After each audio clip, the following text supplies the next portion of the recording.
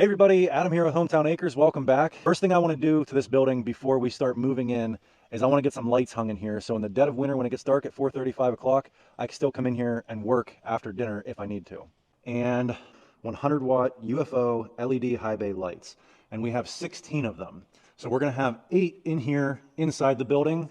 We're going to have 4 out underneath the porch area up here. And then we're going to have 4 out under the lean-to. So we're going to have lighting underneath the entire building. And those high bay lights, I don't know if you guys have ever seen those before, but this thing's going to be lit up like a spaceship out here. It's going to be extremely bright. And that's the goal, is I want to have plenty of lighting out here because a lot of what I do is filming. And for filming, you need good